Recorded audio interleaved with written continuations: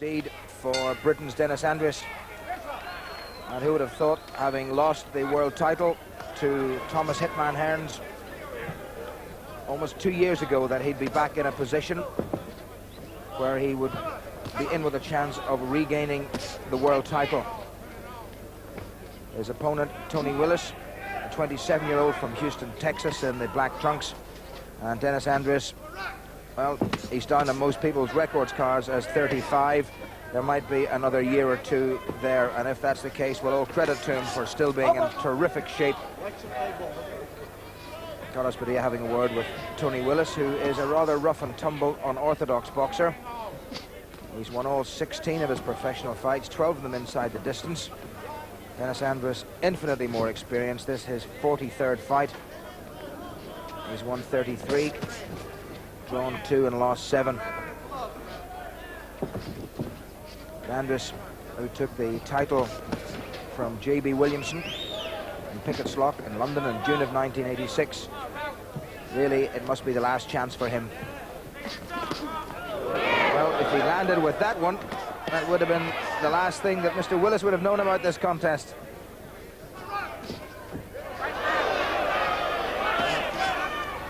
Willis with a considerable reach advantage.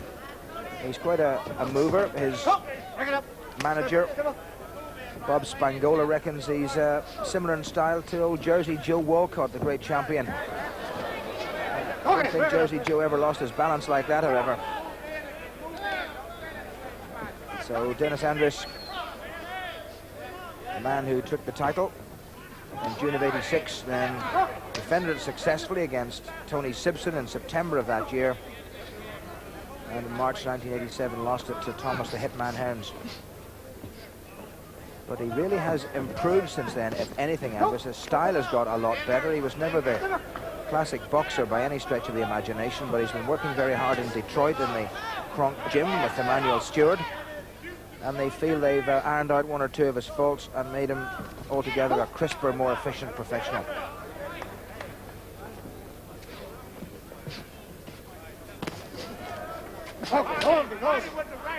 Willis is a real mauler. He holds an awful lot.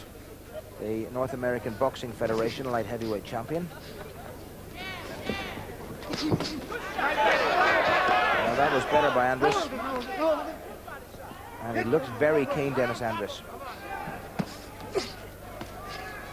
And Carlos Padilla is going to have his hands full with these two, because they're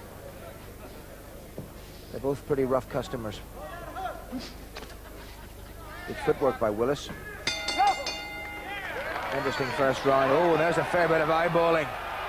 Well, not a lot of love lost, one would expect.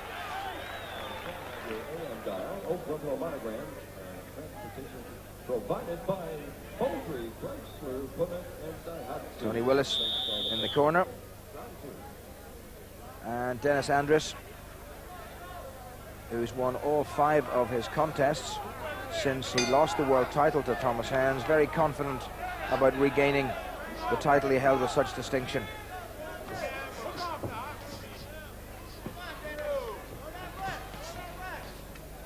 Andries really has been around a long time. He's been a professional since May of 1978, when he stopped Ray Pierce in 2 rounds in Newport. The early part of his career wasn't all that terribly distinguished. He lost 6 of his first 21 contests, twice to Bunny Johnson, one of them for a British light heavyweight title. Good footwork again by Willis. He really is quite a nice mover. And Andries also in the early stages lost to Tom Collins, whom he subsequently beat for the British title.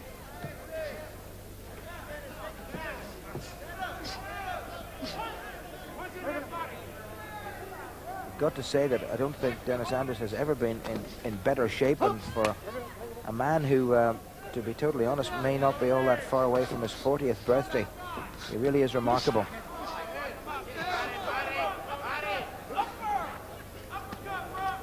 This man Willis has a very awkward style. He keeps coming in and he keeps leaning, and he's doing a lot of holding. And it's making life difficult for Andries to get a clean shot at him. Willis using the forearm, and there again, I think Carlos Padilla is going to have to speak to these two.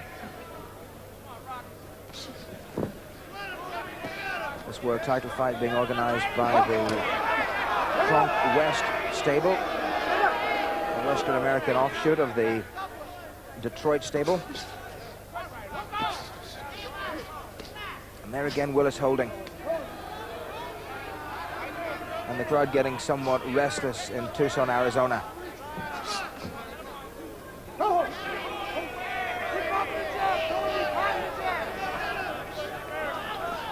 Willis starts this contest as a slight favourite,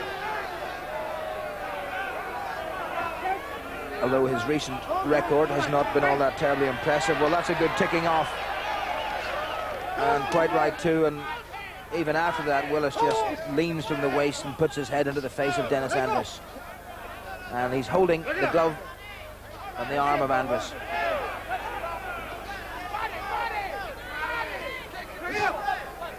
Oh, this is very messy.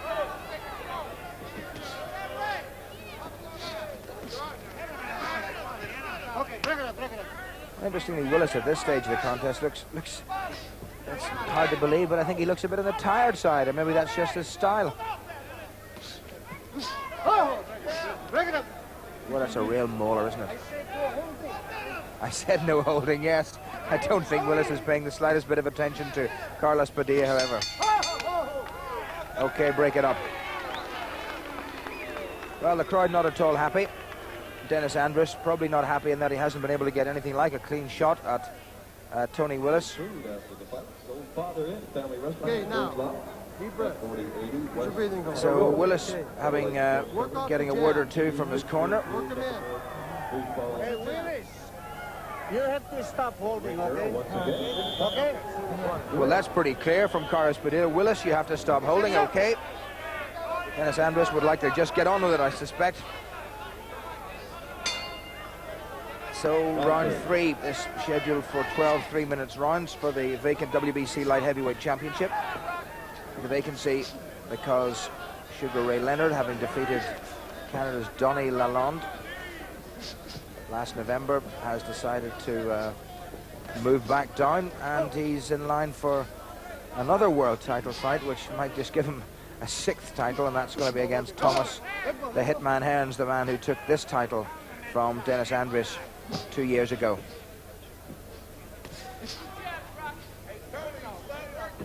So it will be interesting to see just how much attention Tony Willis has paid to referee Carlos Padilla. Well, there he's holding again.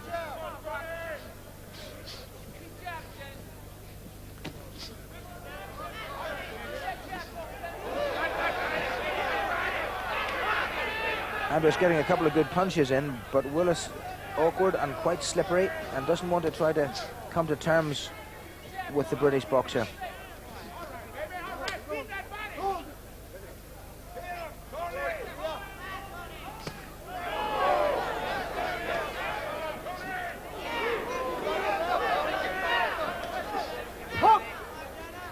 The feeling in Detroit from the Andries camp is that what they've done is they've taught him how to shorten his punches and try to come inside, and rather than his old style where he used to stand away and swing a lot.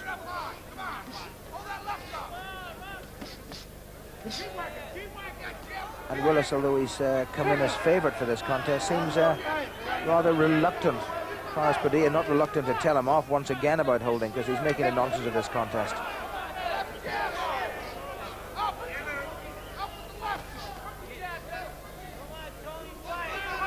Andries outreach, so he'll have to try to get inside Willis.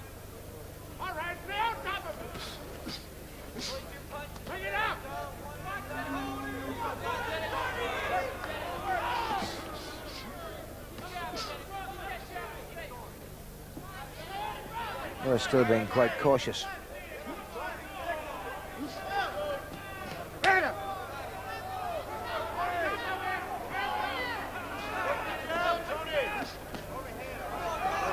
There's Willis holding. You are holding too much. Well, he's been warned about it. Now that's a definite warning. That's a definite warning. Now, will it make any difference at all? Because that was long overdue as far as Tony Willis from Houston in Texas was concerned.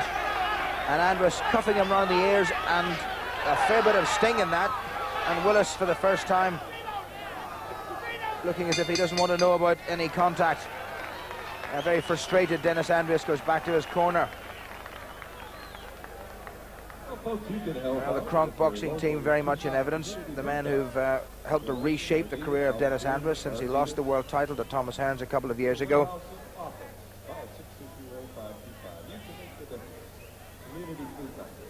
You got to start to work a little. You're in great shape. Just a little tight. You got to start to let it go. You're in great shape, they say. This man here, I've never seen him in better shape. He really looks terrific. Emmanuel Stewart and the Kronk men in the corner have done a fine job getting Dennis Andries ready. It's the second spell of boxing that Dennis Andries has had in the United States. He had 3 fights in 1985 when he was trained by Bo Williford in Louisiana. He won all 3 inside the distance.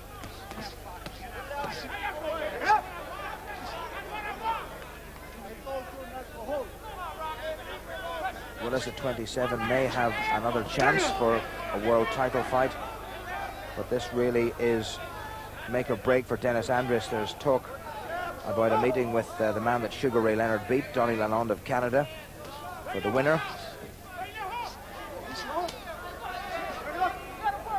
Dennis Andries is not getting a whole fistful of money for this particular contest, but if he meets the golden boy of Canadian boxing, Donny Lalonde, it might be a different financial matter. A bad left hand by Andries. And there's Willis holding yet again.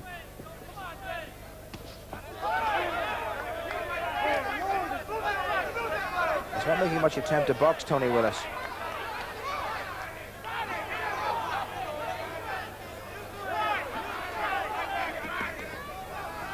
Andries has forced this pace, what pace there has been since the start.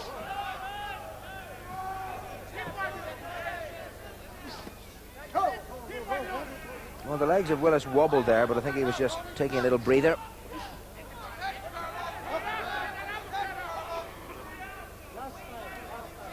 Yes, well, that's the last time, says Carlos Padilla to Tony Willis. He really has not made any attempt. Oh, and that was quite a good punch from Andries. Now that's the first time he's landed. He caught him with the left and then the right to follow. And Willis really has good reason to hold on now, because look at the knees have gone. Well, sensational now from Dennis Andries. And Willis seems to have gone. Now can Andries stop this in this round?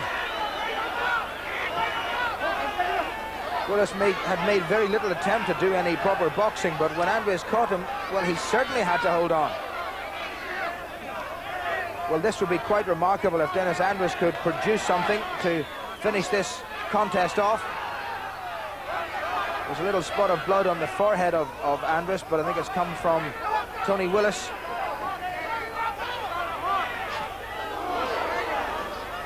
Andries did cut very badly in his last contest in September, and he stopped Tony Harrison. He wasn't too impressive then, and up until this round, he hasn't been all that terribly impressive. Well, he's got him again with lefts, and Willis not happy at all, and on the ropes. Now Andries, 1 or 2 good accurate punches may just win it, but the bell has come just in time for Tony Willis, and all that holding and mauling hasn't done him any good whatsoever. And they're telling Dennis Andries in his corner just how to finish this contest. Throw punches from different angles and you've got him. Well, they'll be well pleased with Dennis Andries in the Kronk stable. And at the end of that round, he certainly did have Willis in trouble. He held him perhaps and then hit him with the right, and Willis almost buckled. But the best bit of action so far, and most of it, indeed all of it, coming from Dennis Andries of Britain.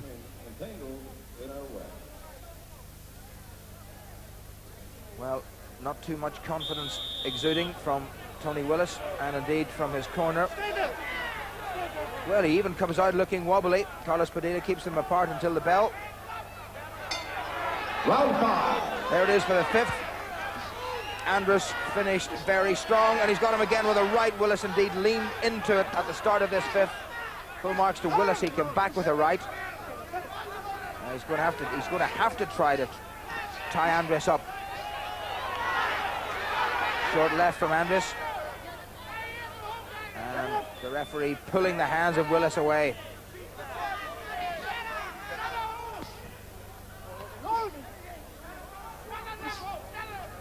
Carlos Padilla has thrown almost as many shots with the hands as either boxer in an attempt to break them up. And with the left. And again Willis holding on, and this time it really is genuine. Andries must try to step back. That never really was Dennis Andries' style. He always came forward. People described him as a bit of a plodder, but he got there. He's been a world champion, and he may well be a world champion again. What a good left hand. Oh, Willis threatened to go, and I don't think he's going to get up from that. He's flat on his back. Dennis Andries looking anxious, and it's been called off. Well, what a turn-up. And Dennis Andries has become only the third British boxer to regain a world title, and as if to acknowledge the work that's been done by the Kronk team in Detroit, he hoists his teammates in the air. What a finish by Andries, and he's done what only two British boxers before him have done, and that's regained a world title. Ted Kid Lewis did it at welterweight in 1917 when he regained the title from Jack Britton, and last year, a gap of some 71 years, Lloyd Hunnigan did it. Well, Hunnigan has lost his title, but this man has regained the title, and that really is a great finish. Disappointment for Tony Willis, who really tried to spoil everything that Dennis Andries had set up throughout this contest, but there's the happiest man. And for somebody who mightn't be too far away from his 40th birthday, well, he's every right to be happy. The finish was really terrific. A couple of slicing blows, and Willis, who had been spoiling all the way through, had to hold on, but he couldn't hold off that left hand from Dennis Andries. 1 minute and 6 seconds of the 5th round, the new WBC light heavyweight champion of the world,